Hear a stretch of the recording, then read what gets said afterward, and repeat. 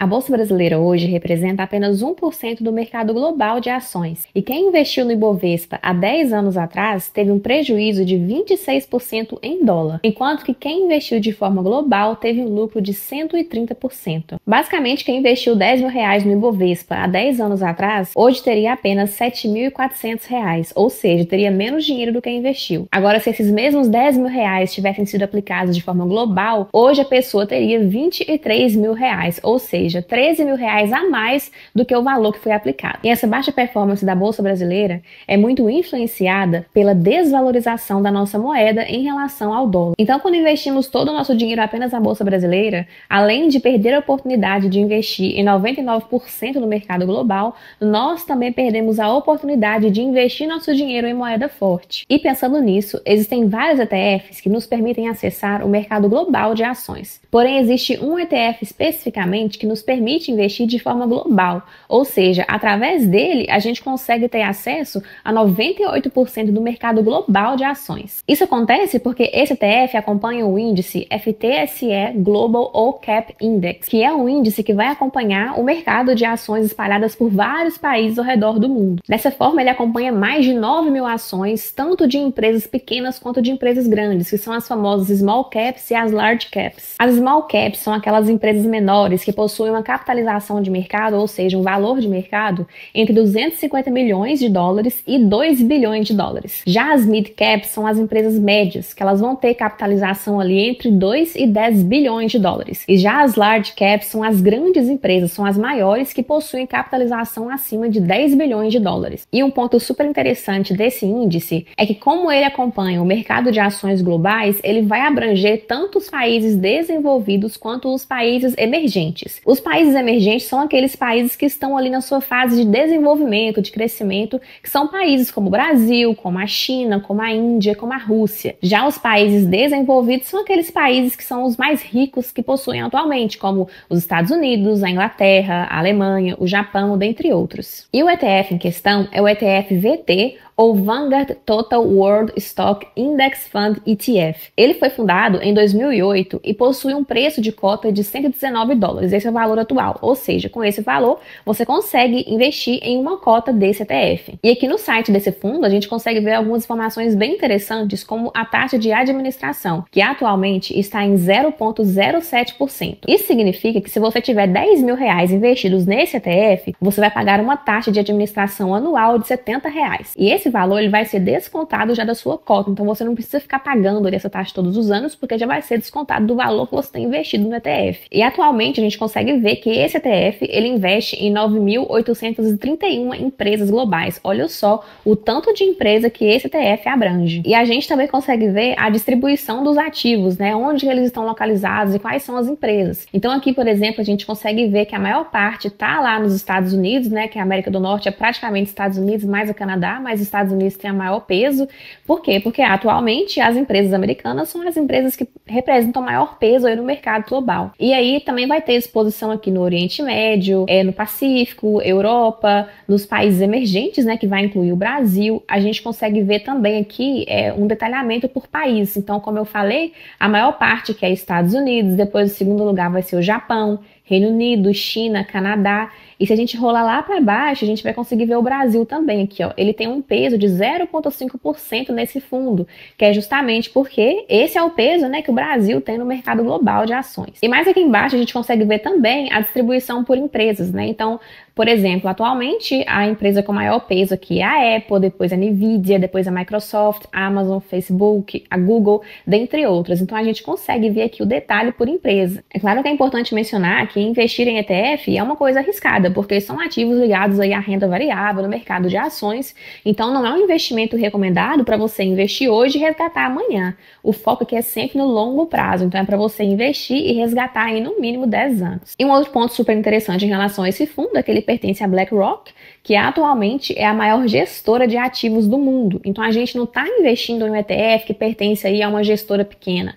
A BlackRock é a maior gestora do mundo desde 2009. E pensando em como que foi a performance histórica desse ETF aí nos últimos anos, a gente vê que ele tem uma performance aqui de cerca de 8% ao ano, e essa performance é em dólar. Quando a gente transforma isso em reais, a performance é até maior justamente por conta dos efeitos da taxa de câmbio. E para investir nesse ETF é muito simples. Basta você abrir o aplicativo da sua corretora, como a Interactive Brokers, por exemplo.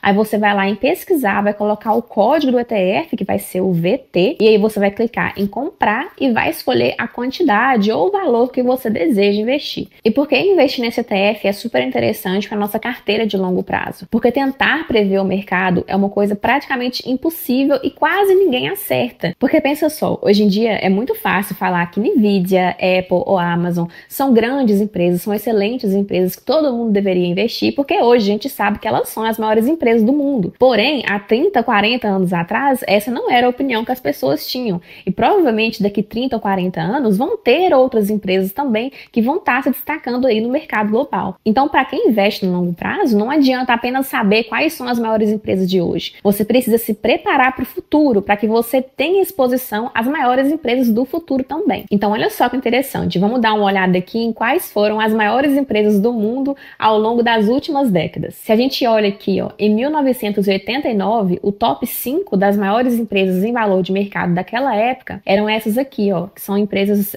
praticamente empresas asiáticas, né? Então, tem aqui o Banco Industrial do Japão, outro banco, tá vendo? O top 4 aqui são bancos, e depois tem a Exxon Corporation. Se a gente viaja no tempo aqui mais 10 anos e vai lá para 99, aí já são empresas diferentes. Aí já entrou aqui a Microsoft, a General Electric, a Cisco, Walmart e a Exxon Corporation continuou aqui. Se a gente anda mais 10 anos no tempo, lá em 2009, aí são empresas diferentes de novo. Vão ter em primeiro lugar aqui a ExxonMobil, segundo lugar a Microsoft, depois Walmart, HSBC. Olha que interessante. Se você compara aqui, ó, o top 5 de 2009 com o de 89, são empresas diferentes, tá vendo? Então, assim, a gente vê que não é porque a empresa é grande hoje que ela vai continuar a ser grande para sempre. Se a gente continuar fazendo essa análise aqui para 2014, por exemplo, aí já vão aparecer novas empresas como a Apple, apareceu aqui Google, Johnson & Johnson, e atualmente a gente sabe que as maiores são Nvidia, a Apple,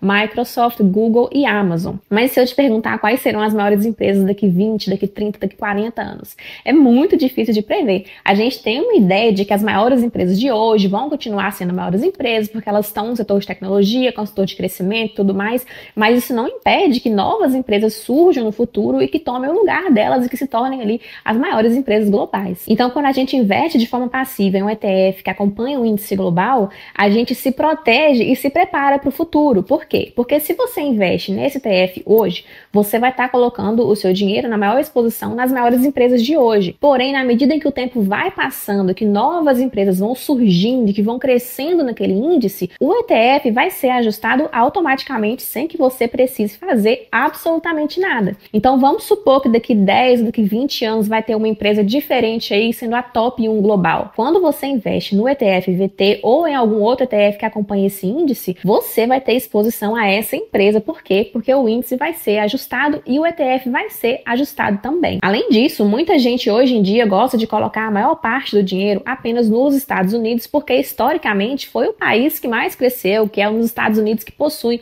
ali as maiores bolsas de valores do mundo. E historicamente, realmente, quem colocou dinheiro só nos Estados Unidos teve lucros assim absurdos. Porém, isso não quer dizer que vai acontecer isso no futuro. Se os Estados Unidos continuarem sendo a maior potência global, continuarem tendo as maiores bolsas, maiores empresas, se você investe no ETF, você vai estar exposto a isso, porque o ETF vai ter um peso maior para os Estados Unidos. Porém, se o contrário acontecer e outras empresas se destacarem mais, como por exemplo empresas asiáticas ou outros países se destacarem mais, você também vai ter exposição. Então, dessa forma, você não coloca todos os seus ovos, né, em uma única cesta, que é justamente investir apenas no mercado americano. Quando você investe de forma global, você está se expondo a diferentes mercados e aí, na medida em que o cenário econômico mundial ele for mudando, a sua carteira vai ter exposição ali justamente porque você está investindo em um ETF global. Então, olha só, esse ETF, de certa forma, ele reduz ali as incertezas, né, em relação aos nossos investimentos, porque tem muita gente que não se sente confortável em ficar escolhendo ali ação por ação, porque é muito difícil quis prever o mercado. Então, quando você investe de forma passiva no mercado como um todo, você acaba diminuindo os seus riscos e as suas incertezas. Então, eu particularmente possuo a maior parte da minha carteira em investimentos no exterior. Então, eu tenho uma parcela bem pequena investida no Brasil. E eu sei que tem muita gente que não gosta dessa estratégia, porque prefere investir no Brasil, porque acha que o Brasil é um país do futuro, que o Brasil, ele, apesar de